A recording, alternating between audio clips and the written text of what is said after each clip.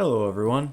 Today's case is a short one, so this is Arizona versus Roberson, and this is about asking for counsel, and then they ask you later, and stuff like that. So let's get into it.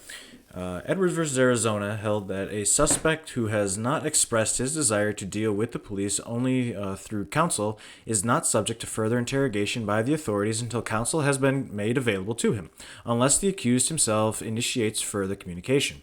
After being arrested at the scene of a burglary and being advised by the arresting officer of his constitutional rights, as declared in Miranda v. Arizona, to remain silent and to have an attorney present during any interrogation. Respondent replied that he wanted a lawyer before answering any questions, which fact was duly reported in the officer's written report. 3 days later, while Respondent was still in custody, a different officer, unaware that Respondent had earlier requested counsel who had not yet been provided, advised him of his rights and interrogated him about a different burglary, obtaining an incriminating statement concerning that crime. In the prosecution for that offense, the Arizona trial court suppressed the statement in reliance upon a state Supreme Court decision that refused to distinguish Edwards with respect to a suspect who was reinterrogated about an unrelated offense after he had requested counsel, ruling that the fact that the further interrogation in Edwards had involved the same offense was not legally significant for Fifth Amendment purposes. The Arizona Court of Appeals affirmed the suppression. Held. The Edwards rule applies to bar police-initiated interrogation following a suspect's request for counsel in the context of a separate investigation. The bright-line prophylactic Edwards rule benefits the accused and the state alike. It protects against the inherently compelling pressures of custodial interrogation suspects who feel incapable of undergoing such questioning without the advice of counsel, by creating a presumption that any subsequent waiver of the right to counsel at the authorities' behest was coercive and not purely voluntary. Moreover, it provides clear and unequivocal guidelines that inform police and prosecutors with specificity what they may do in conducting custodial interrogation, and that informs courts under what circumstances statements obtained during such interrogation are not admissible. This court's decisions do not compel an exception for Edwards for post-request police-initiated custodial interrogation relating to a separate investigation. The nature and factual settings of this case do not compel an exception to the Edwards rule. The argument that the existence of separate investigations in itself precludes the type of badgering that led to the decision in Edwards is not persuasive. It is by no means clear that police engaged in separate investigations will be any less eager than police involved in only one inquiry to question a suspect in custody. Moreover, to a suspect who has indicated his inability to cope with custodial interrogation by requesting counsel, any further interrogation without counsel will surely exacerbate whatever compulsion to speak the suspect may be feeling. The giving of fresh sets of Miranda warnings will not necessarily reassure a suspect who has been denied requested counsel that his rights have remained untrammeled. In fact, in a case such as this, in which 3 days elapsed between the unsatisfied request for counsel and the separate offense interrogation, there is a serious risk that the mere repetition of the warnings would not overcome the presumption of coercion created by prolonged police custody. Furthermore, the fact that it may be in an uncounseled suspect's interest to know about and give a statement concerning the separate offense does not compel an exception to Edwards, since the suspect, having requested counsel, can determine how to deal with the separate investigations with counsel's advice. And since the police are free to inform the suspect of the facts of the second investigation as long as they do not interrogate him, and he is free to initiate further communication. Finally, the fact that the officer who conducted respondent's second interrogation did not know that he had requested counsel cannot justify the failure to honor that request, since Edwards focuses on the state of mind of the suspect and not of the police, and since the officer could have discovered the request simply by reading the arresting officer's report. Justice Stevens delivered the opinion of the court, in which Brennan, White, Marshall, Blackmun, and Scalia joined. Kennedy filed a dissenting opinion, in which Rehnquist, joined, O'Connor took no part in the consideration or decision of the case. Justice Stevens delivered the opinion of the court. In Edwards v. Arizona, we held that a suspect who has expressed his desire to deal with the police only through counsel is not subject to further interrogation by the authorities until counsel has been made available to him, unless the accused himself initiates further communication, exchanges, or conversations with the police. In this case, Arizona asks us to craft an exception to that rule for cases in which the police want to interrogate a suspect about an offense that is unrelated to the subject of their initial interrogation. Several years ago, the Arizona Supreme Court considered and rejected a similar argument, stating, "The only difference between Edwards and the appellant is that Edwards was questioned about the same offense after a request for counsel, while the appellant was reinterrogated about an unrelated offense. We do not believe that this factual distinction holds any legal significance for Fifth Amendment purposes." We agree with the Arizona Supreme Court's conclusion. On April 16, 1985, respondent was arrested at the scene of a just-completed burglary. The arresting officer advised him that he had a constitutional right to remain silent and also the right to have an attorney present during any interrogation. Respondent replied that he wanted a lawyer before answering any questions. This fact was duly recorded in the officer's written report of the incident. In due course, respondent was convicted of the April 16, 1985 burglary. On April 19, 1985, while respondent was still in custody pursuant to the arrest 3 days earlier, a different officer interrogated him about a different burglary that had occurred on April 15th. That officer was not aware of the fact that respondent had requested the assistance of counsel 3 days earlier. After advising respondent of his rights, the officer obtained an incriminating statement concerning the April 15th burglary. In the prosecution for that offense, the trial court suppressed that statement. In explaining his ruling, the trial judge relied squarely on the Arizona Supreme Court's opinion in State v. Routhier, characterizing the rule of the Edwards case as clear and unequivocal. The Arizona Court of Appeals affirmed the suppression order in a brief opinion, stating, "In Routhier, as in the instant case, the accused was continuously in police custody from the time of asserting his Fifth Amendment right through the time of the impermissible questioning. The coercive environment never dissipated." The Arizona Supreme Court denied a petition for review. We granted certiorari to resolve the conflict with certain other state court decisions. We now affirm. A major purpose of the court's opinion in Miranda v. Arizona was to give concrete constitutional guidelines for law enforcement agencies and courts to follow. As we have stressed on numerous occasions, one of the principal advantages of Miranda is the ease and clarity of its application. The rule of the Edwards case came as a corollary to Miranda's admonition that if the individual states that he wants an attorney, the interrogation must cease until an attorney is present. In such an instance, we had concluded in Miranda, if the interrogation continues without the presence of an attorney, and a statement is taken, a heavy burden rests on the government to demonstrate that the defendant knowingly and intelligently waived his privilege against self-incrimination and his right to retained or appointed counsel.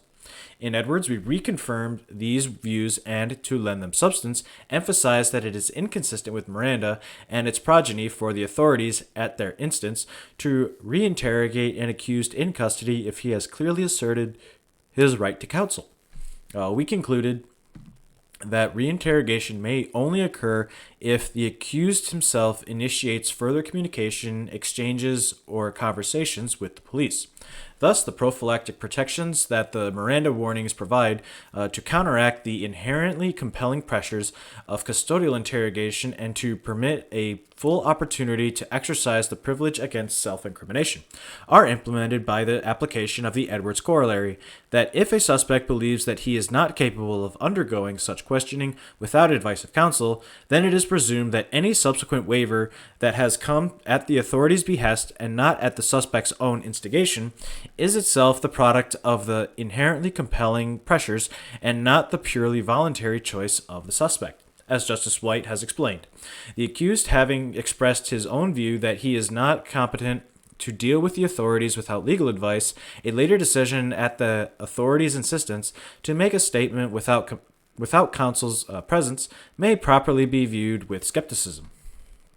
We have repeatedly emphasized the virtues of a bright line rule in cases following Edwards as well as Miranda.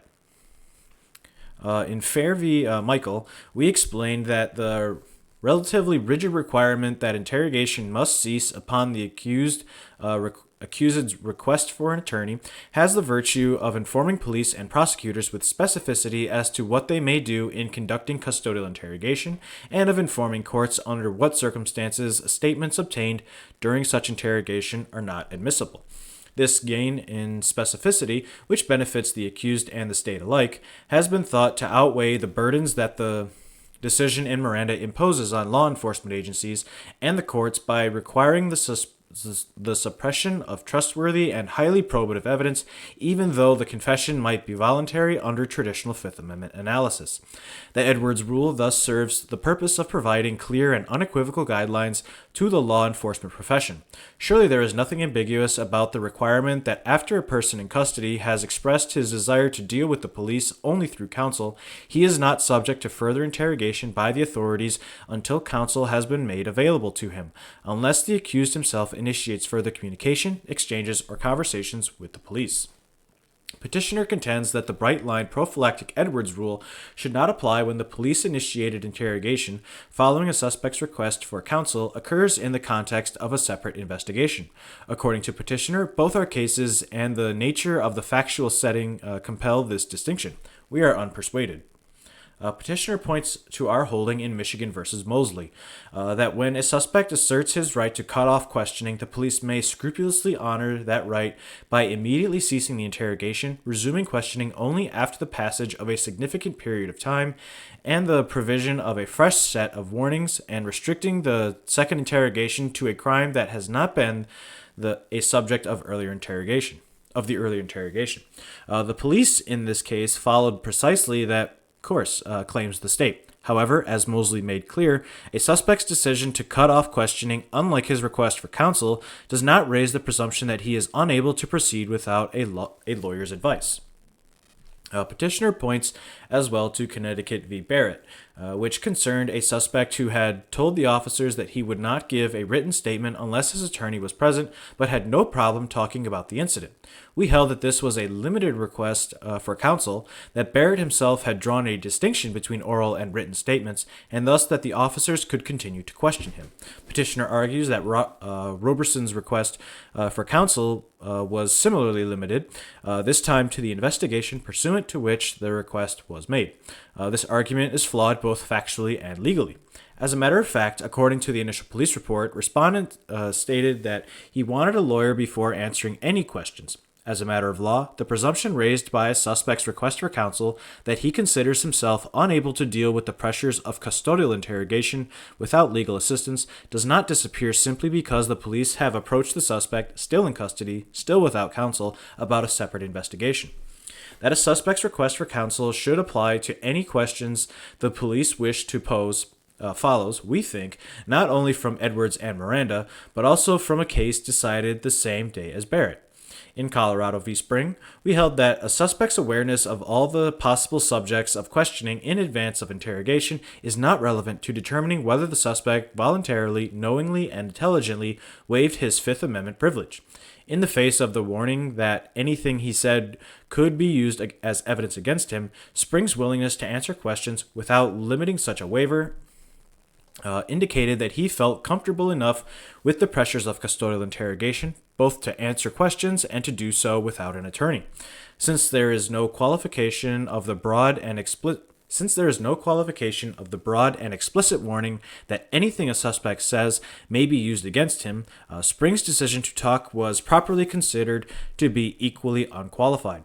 Conversely, Roberson's unwillingness to answer any questions without the advice of counsel, without limiting his request for counsel, indicated that he did not feel sufficiently comfortable with the pressures of custodial interrogation to answer questions without an attorney. This discomfort is precisely the state of mind that Edwards presumes to persist unless the suspect himself initiates further conversation about the investigation, unless he otherwise states, there is no reason to assume that a suspect's state of mind is in any way investigation specific.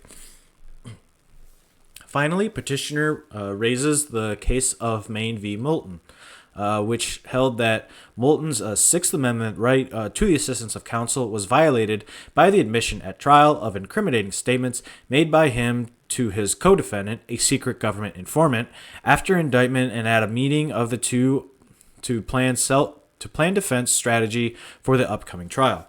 That case did not involve any Miranda issue because Moulton was not in custody. In our opinion, we rejected an argument that the statements should be admissible because the police were seeking information regarding both the crime for which Moulton had already been indicted and a separate inchoate scheme. Following Messiah v. United States, we recognize, though, that the continuing investigation of uncharged offenses did not violate the defendant's Sixth Amendment right to the assistance of counsel. Our recognition of that fact, however, surely lends no support to petitioner's argument that in the Fifth Amendment context, statements about different offenses developed at different times by different investigators in the course of two wholly independent investigations should not be treated the same. The argument overlooks the difference between the Sixth Amendment right to counsel and the Fifth Amendment right against self-incrimination. The former arises from the fact that the suspect has been formally charged with a particular crime and thus is facing a state apparatus that has been geared up to prosecute him. The latter is protected by the prophylaxis of having an attorney present to counteract the inherent pressures of custodial interrogation, which arise from the fact that such interrogation and exist regardless of the number of crimes under investigation or whether those crimes have resulted in formal charges. In sum, our cases do not support petitioner's position. Petitioner's attempts at distinguishing the factual setting here from that in Edwards are equally unavailing. Petitioner first relies on the plurality opinion in Oregon v. Bradshaw, which stated that Edwards laid down a prophylactic rule designed to protect an accused in police custody from being badgered by police officers in the manner in which the defendant in Edwards was. Petitioner reasons that the chances that an accused will be questioned so repeatedly and in such quick succession that it will undermine the will of the person questioned or will constitute badgering are so minute as not to warrant consideration if the officers are truly pursuing separate investigations. It is by no means clear, though, that police engaged in separate investigations will be any less eager than police involved in only one inquiry to question a suspect in custody. Further, to a suspect who has indicated his inability to cope with the pressures of custodial interrogation by requesting counsel, any further interrogation without counsel having been provided will surely exacerbate whatever compulsion to speak the suspect may be feeling. Thus, we also disagree with petitioner's contention that fresh sets of Miranda warnings will reassure a suspect who has been denied the counsel he has clearly requested that his rights have remained untrammeled. Especially in a case such as this, in which a period of 3 days elapsed between the unsatisfied request for counsel and the interrogation about a second offense, there is a serious risk that the mere repetition of the Miranda warnings would not overcome the presumption of coercion that is created by prolonged police custody. The United States, as amicus curiae supporting petitioner, suggests that a suspect in custody might have good reasons for wanting to speak with the police about the offenses involved in the new investigation, or at least to learn from the police what the new investigation is about, so that he can decide whether it is in his interest to make a statement about that matter without the assistance of counsel. The simple answer is that the suspect, having requested counsel, can determine how to deal with the separate investigations with counsel's advice. Further, even if the police have decided temporarily not to provide counsel, they are free to inform the suspect of the facts of the second investigation as long as such communication does not constitute interrogation. As we have made clear, any further communication, exchanges, or conversations with the police that the suspect himself initiates are perfectly valid. Finally, we attach no significance to the fact that the officer who conducted the second interrogation did not know that respondent had made a request for counsel. In addition to the fact that Edwards focuses on the state of mind of the suspect and not of the police, custodial interrogation must be conducted pursuant to established procedures, and those procedures in turn must enable an officer who proposes to initiate an interrogation to determine whether the suspect has previously requested counsel. In this case, respondent's request had been properly memorialized in a written report, but the officer who conducted the interrogation simply failed to examine that report. Whether a contemplated reinterrogation concerns the same or a different offense, or whether the same or different law enforcement authorities are involved in the second investigation, the same need to determine whether the suspect has requested counsel exists. The same need to determine whether the suspect has requested counsel exists. The police department's failure to honor that request cannot be justified by the lack of diligence of a particular officer. The judgment of the Arizona Court of Appeals is affirmed. Justice O'Connor took no part in the consideration or decision of this case. Justice Kennedy, with whom the Chief Justice joins dissenting. The majority frames the case as one in which we are asked to craft an exception to Edwards v. Arizona. The implication from this, it would seem, is that the burden of proof falls on those who say no constitutional or preventative purpose is served by prohibiting the police from asking a suspect, once he has requested counsel, if he chooses to waive that right in a new and independent investigation of a different crime. But the rule of Edwards is our rule, not a constitutional command, and it is our obligation to justify its expansion. Our justification must be consistent with the practical realities of suspects' rights and police investigations. With all respect, I suggest the majority does not have a convincing case. The majority's rule is not necessary to protect the rights of suspects, and it will, in many instances, deprive our nationwide law enforcement network of a legitimate investigative technique now routinely used to resolve major crimes. When a suspect is in custody for even the most minor offense, his name and fingerprints are checked against master files. It is a frequent occurrence that the suspect is wanted for questioning with respect to crimes unrelated to the one for which he has been apprehended. The rule announced today will bar law enforcement officials, even those from some other city or other jurisdiction, from questioning a suspect about an unrelated matter if he is in custody and has requested counsel to assist in answering questions put to him about the crime for which he was arrested. This is the first case in which we are asked to apply Edwards to separate and independent investigations. The statements deemed inadmissible in Edwards and in our later cases applying its doctrine were statements relating to the same investigation in which the right to counsel was invoked. The majority's extension of the Edwards rule to separate and independent investigations is unwarranted. The petitioner in Edwards, arrested on serious charges, first submitted to interrogation but then requested an attorney. Questions ceased for a while, but when two detectives came to the jail the next morning, a guard advised him that he must talk with them. The petitioner in Edwards waived his right to silence and implicated himself in the crime. We reversed the conviction, holding that an accused who expresses his desire to face further questioning with counsel present will not be subject to further interrogation until counsel is made available, unless the accused initiates the exchange himself. Our ultimate concern in Edwards, and in the cases which follow it, is whether the suspect knows and understands his rights and is willing to waive them, and whether courts can be assured that coercion did not induce the waiver. That concern does not dictate the result reached by the court today, for the dangers present in Edwards and later cases are insubstantial here. The rule in Edwards was, in effect, a prophylactic rule designed to protect an accused in police custody from being badgered by police officers in the manner in which the defendant in Edwards was. Where the subsequent questioning is confined to an entirely independent investigation, there is little risk that the suspect will be badgered into submission. The court reasons that it is by no means clear that police engaged in separate investigations will be any less eager than police involved in only one inquiry to question a suspect in custody. That misses the point. Unless there are so many separate investigations that fresh teams of police are regularly turning up to question the suspect, the danger of badgering is minimal and insufficient to justify a rigid per se rule. Whatever their eagerness, the police in a separate investigation may not commence any questioning unless the suspect is re-advised of his Miranda rights and consents to the interrogation, and they are required by Edwards to cease questioning him if he invokes his right to counsel. Consequently, the legitimate interest of the suspect in not being subjected to coercive badgering is already protected. The reason for the Edwards rule is not that confessions are disfavored, but that coercion is feared.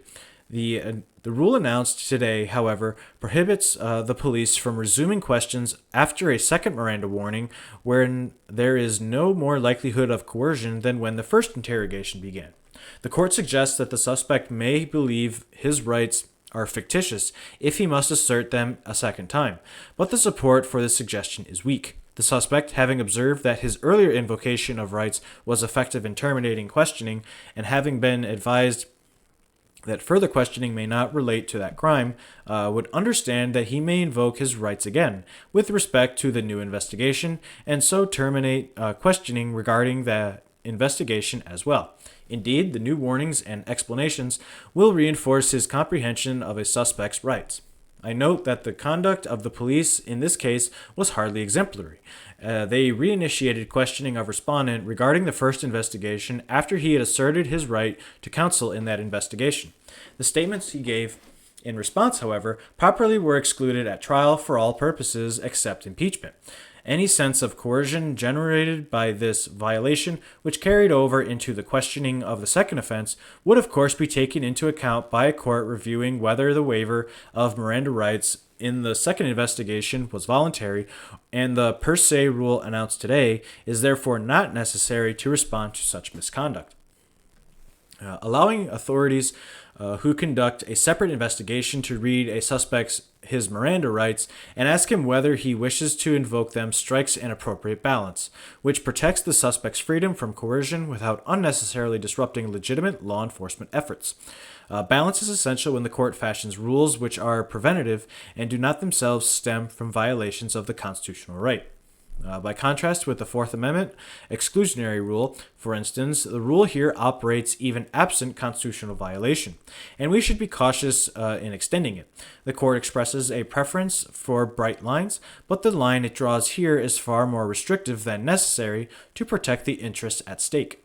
By prohibiting the police from questioning the suspect regarding a separate investigation, the court chooses to presume that a suspect has made the decision that he does not wish to talk about that investigation without counsel present, although that decision was made when the suspect was unaware of even the existence of a separate investigation.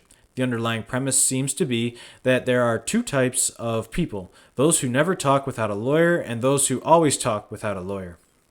The more realistic view of human nature suggests that a suspect will want the opportunity, when he learns of the separate investigations, to decide whether he wishes to speak to the authorities in a particular investigation with or without representation. In other contexts, we have taken a more realistic approach to separate and independent investigations. In Maine v. Moulton, we held that the Sixth Amendment right to counsel barred admission of statements elicited from a criminal defendant by a government informant when the statement related to the charge on which the defendant had been indicted. We were careful to note, however, that the rule would have been otherwise had the statements related to a different charge. To exclude evidence pertaining to charges as to which the Sixth Amendment right to counsel had not attached at the time the evidence was obtained, simply because other charges were pending at that time, would unnecessarily frustrate the public's interest in an investigation of criminal activities. Similarly, we held in Michigan v. Mosley that a suspect who had been arrested on charges of committing robbery and who had invoked his right to silence could be questioned later about an unrelated murder, if first read his Miranda rights. The court correctly points out that neither of these cases necessarily control the one before us. Moulton involved the Sixth Amendment right to counsel, and Mosley involved the Fifth Amendment right to silence, while this case involves the Fifth Amendment right to counsel. Moulton and Mosley, nevertheless, reflected an understanding that the invocation of a criminal suspect's constitutional rights could be respected and the opportunities for unfair coercion restricted, without the establishment of a broad-brush rule by which the assertion of a right in one investigation is automatically applied to a separate and independent one. In considering whether to extend the Edwards rule to this case, the choice is not between holding, as the court does, that such statements will never be admissible and holding that such statements will always be admissible. The choice is between the court's absolute rule that absolute rule establishing an irrebuttable presumption of coercion, and one which relies upon known and tested warnings applied to each investigation as required by Edwards and Miranda v. Arizona to ensure that a waiver is voluntary. The problems to which Edwards was addressed are not present here in any substantial degree. Today's rule will neither serve the interest of law enforcement nor gives necessary protection to the rights of those suspected of crime. I respectfully dissent. Well, that was a good read. And as always, if there's any case you'd like me to read, just drop in the comments and we'll be happy to take a look. Thank you.